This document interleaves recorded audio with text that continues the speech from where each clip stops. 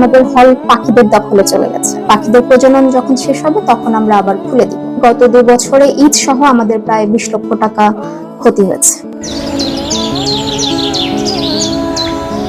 মানুষের জন্য মানুষের ভাবনার গল্প তো আমরা রোজই শুনি, কিন্তু এক ঝাঁক ছোট্ট চড়ুই পাখির জন্য নিজের তিল তিল করে গড়া ব্যবসা আর লাখ লাখ টাকার লাভ বিসর্জন দেওয়ার ঘটনা কয়টি আছে? সিনেমার পর্দার নায়ক নায়িকাদের বীরত্বকে হার মানিয়ে এক বাস্তব জীবনের নায়িকা হয়ে আবির্ভূত হয়েছেন সিরাজগঞ্জের সামিনা ইসলাম। শুধু চড়ুই পাখিদের নিরাপদ আবাসের কথা ভেবে তিনি গত 1 বছর ধরে বন্ধ রেখেছেন তার স্বপ্নের সিনে ক্লাব। সিরাজগঞ্জ শহরে জেসি রোড ধানবান্দি এলাকায় অবস্থিত রুটস সিনে ক্লাবের ভেন্টিলেটর আর হলের বিভিন্ন স্থানে বাসা বেঁধেছে চড়ুই পাখি। আর সেই পাখিদের নিরাপদ আশ্রয়ের কথা চিন্তা করে পুরো সিনে ক্লাব বন্ধ রেখেছেন এটির চেয়ারম্যান সামিনা ইসলাম।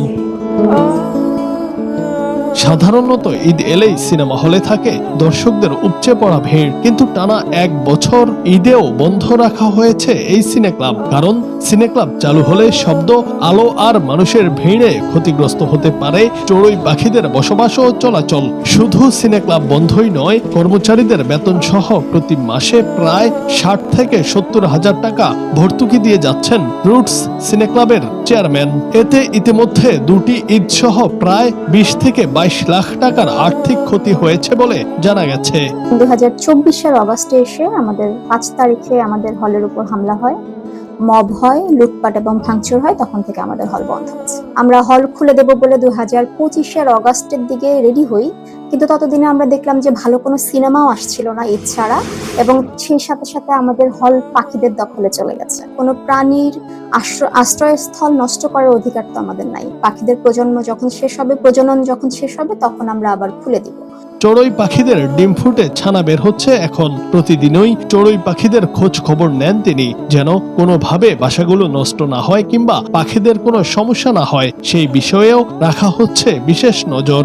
রুটস সিনে ক্লাব সিরাজগঞ্জের যারা পাখির জন্য এই প্রতিষ্ঠানটা বন্ধ রাখছে, যার কারণে এইখানে প্রতি মাসে লস হওয়া সত্ত্বেও প্রতিষ্ঠানটা চালু করছে না। যেটা হচ্ছে যে পাখি দিন দিয়ে উড়ে গেলে তারা প্রতিষ্ঠানটা চালু করবে, এটা আমার কাছে খুবই ভালো লাগছে। আসছে ঈদুল আজহাতেও সিনে ক্লাব খোলার সম্ভাবনা নেই। নিজের আর্থিক ক্ষতির দিকে না তাকিয়ে শুধু পাখিদের নিরাপদ আশ্রয়ের কথা ভেবেই এমন মানবিক সিদ্ধান্তে মুগ্ধ স্থানীয়রাও।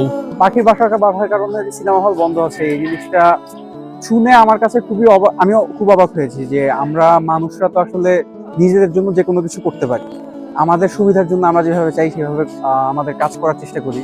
কিন্তু তখন তারা যখন এখানে পাখির বাসা দেখে সেই কারণে সিনেমা হল বন্ধ করে তারা মাসের পর মাস লস করছে। আমি এই জিনিসটা শুনে আমার কাছে খুবই ভালো লেগেছে, কারণ এই সময় তো মানুষ আমরা আসলে এইভাবে ভাবি না, পরিবেশ নিয়ে চিন্তা ভাবনা করি না। সেই সময় এসে তারা যে এইভাবে পরিবেশ নিয়ে চিন্তা করছে, পাখির কথা মাথায় রাখছে, এই জিনিসটা আমাদের মনে হয় যে মানুষ হিসাবে, প্রাণী জাতির ভিতরে শ্রেষ্ঠ প্রাণী হিসাবে আমাদের এই জিনিসগুলো ভাবা খুব জরুরি। আমাদেরই দায়িত্ব এই অন্য প্রাণীগুলোকে দেখে রাখা, ভালোভাবে রাখা। আমার মনে হয় জিনিসটা খুব সুন্দর উদ্যোগ। তাদেরকে দেখে আমাদের নিজেদেরও আরো চিন্তা ভাবনা করা উচিত যে কিভাবে আমরা পরিবেশের অন্য প্রাণীগুলোকে আরো ভালো রাখতে পারি। সামিনার এই নীরব ও নিঃস্বার্থ ভালোবাসা যেন নতুন করে মনে করিয়ে দেয় এই পৃথিবী শুধু মানুষের একার নয়, প্রতিটি ক্ষুদ্র প্রাণেরও সমান অধিকার রয়েছে এখানে। পাখিরা বেঁচে থাকুক, তাদের আপন ঠিকানায় নিরাপদ থাকুক আমাদের প্রকৃতি, তবেই হয়তো এই পৃথিবীটা আরো সুন্দর হবে। জুনায়েদ আহমেদ, বাংলা টিভি।